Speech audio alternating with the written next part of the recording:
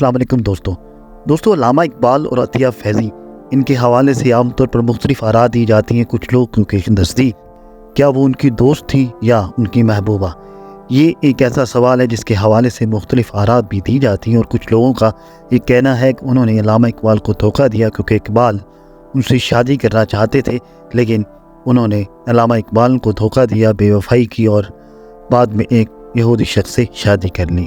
لیکن حقائق کیا ہیں، یہ ایک الگ موضوع ہے۔ یہ تمام حقائق آپ کے سامنے رکھیں گے کہ اصل معاملہ کیا تھا اور اس کے حوالے سے کس حد تک غلط فہمیوں کا شکار ہے۔ عام طور پر علامہ اقبال کے حوالے سے جو یہ کہا جاتا ہے کہ وہ ان سے شادی کے خواہش مند تھے یا وہ ان کی محبوبہ تھیں، تو اس کی وجہ ان کے چند خطوط ہیں، جیسے کہ ایک خط میں وہ عطیہ فیضی کے نام لکھتے ہیں کہ میری زندگی انتہائی اذیت ناک ہے، یہ لوگ میری بیوی کو میرے سر تھوپنا چاہتے ہیں۔ میں نے اپنے والد صاحب کو لکھ دیا ہے کہ انہیں میری شادی طے کرنے کا کوئی حق نہیں تھا، خصوصاً جب میں نے پہلے ہی اس قسم کے بندھن میں گرفتار ہونے سے انکار کر دیا تھا۔ اقبال اور عطیہ فیضی کی ملاقات کیسی ہوئی، اس حوالے سے ہم اس ویڈیو میں آپ کو بتائیں گے۔ آپ سے گزارش ہے کہ ویڈیو میں آخر تک ہمارے ساتھ جڑے رہیں تاکہ ہم آپ کو اس کی تمام معلومات فراہم کر سکیں۔ علامہ اقبال کی ابتدائی زندگی کا مطالعہ کریں تو سفر یورپ ان کی زندگی میں ایک انقلاب کا پیش خیمہ ثابت ہوا، جب ان کی ملاقات 1907 میں عطیہ فیضی سے ہوئی، جس کے بعد علامہ اور عطیہ کے درمیان ملاقاتوں، اشاعیوں اور بحث و مباحثہ کے ایک سلسلے کا آغاز ہوا، اور جلد ہی ان کے روابط بے تکلفی میں بدل گئے۔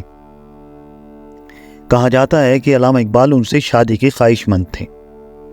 عطیہ فیضی کون تھی اور ان کے بارے میں ڈاکٹر منظر عباس نقوی اپنی کتاب خطوط اقبال بنام عطیہ فیضی مطبوع 1967 میں لکھتے ہیں کہ وہ بمبئی کے ایک متوول اور ممتاز فیضی خاندان کے چشم و چراغ تھیں، جو تعلیم اور روشن خیالی کے نقطۂ نظر سے ہندوستانی مسلمانوں میں بہت پیش تھا۔ ان کے والد حسن آفندی صاحب ایک بہت بڑی تاجر تھے، جن کا قیام بسلسلہ تجارت 1980 سے کئی سال تک استنبول میں رہا۔ یہ وہی زمانہ تھا جب کہ 1892 میں مولانا شبلی نعمانی بلاد اسلامیہ کی سیاحت فرماتے ہوئے ترکی پہنچے۔ ڈاکٹر وحید قریشی کے بیان کے مطابق اس وقت ان کی عمر 1 سال سے زیادہ نہ تھی۔ اس سے یہ قیاس کیا جا سکتا ہے کہ وہ لگ بھگ 1891 کے اوائل میں پیدا ہوئی۔ وہ ایک غیر معمولی ذہین لڑکی تھی۔ اس وقت ان کی عمر تقریباً 14-15 سال تھی جب اعلیٰ تعلیم کے لیے اسکالرشپ پر انگلستان آ گئی اور یہاں فلسفہ اور لٹریچر کی تعلیم حاصل کر رہی تھیں۔ اس دور میں جب کہ لڑکیوں کی تعلیم کا رواج اتنا عام نہیں تھا، عطیہ ایک با اعتماد اور بے باک خاتون تھی۔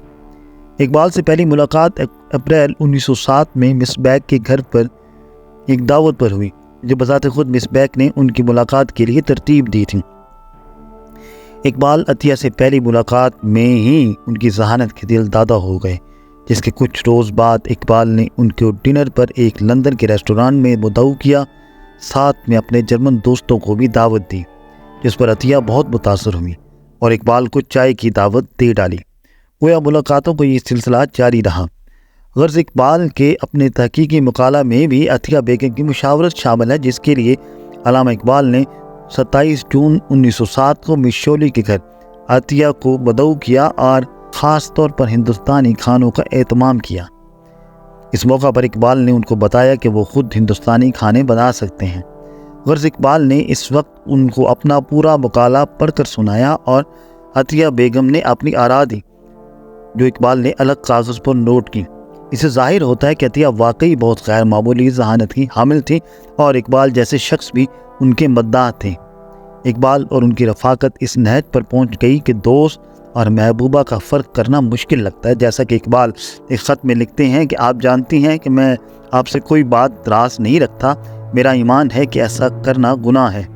علامہ اقبال نے علی گڑھ کالج میں تدریس کی پیشکش کو ٹھکرایا تو عطیہ بیگم نے اس کا سبب دریافت کیا، تو اس کے جواب میں انہوں نے اپنی ذاتی زندگی، احساسات اور محرومی کا تذکرہ یوں کیا: میں کوئی ملازمت نہیں کرنا چاہتا، میرا تو منشا یہ ہے کہ جتنا جلدی ہو سکے اس ملک سے بھاگ جاؤں۔ سبب آپ کو معلوم ہے، میرے اوپر اپنے بھائی صاحب کا ایک طرح سے اخلاقی قرضہ ہے جو مجھے روکے ہوئے ہے۔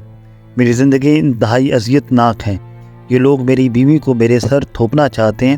میں نے اپنے والد صاحب کو لکھ دیا ہے کہ انہیں میری شادی طے کرنے کا کوئی حق نہیں تھا، خصوصاً جب میں نے پہلے ہی اس قسم کے بندھن میں گرفتار ہونے سے انکار کر دیا تھا۔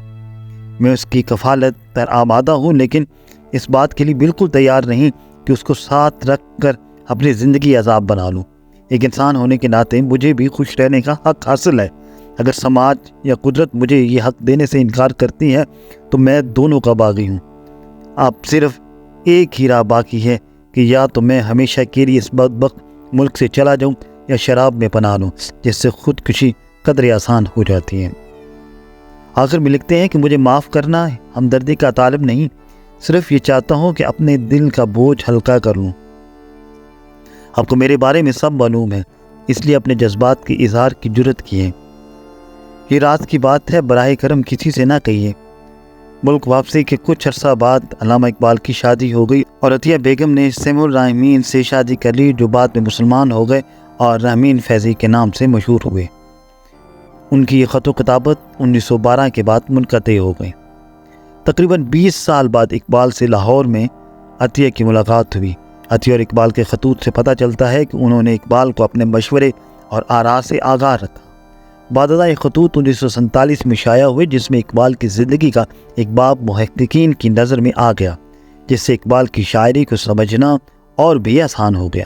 ان تمام باتوں سے ظاہر ہوتا ہے کہ اقبال اور عطیہ فیضی کے درمیان دوستی ایک بے تکلف کی حد تک تھی، لیکن اقبال ان سے شادی کی خواہش مند تھی یا وہ اقبال کی محبوبہ تھی، یہ بات کسی طرح سے ثابت نہیں ہوتی، اور یہی حقیقت ہے کہ وہ ایک بڑی ادبی اور ذہین شخصیت تھی جنہوں نے اقبال کو اپنی آراء اور مشوروں سے نوازا، اور اقبال نے بھی ان کے مشوروں اور ان کے خیالات کی قدر کی۔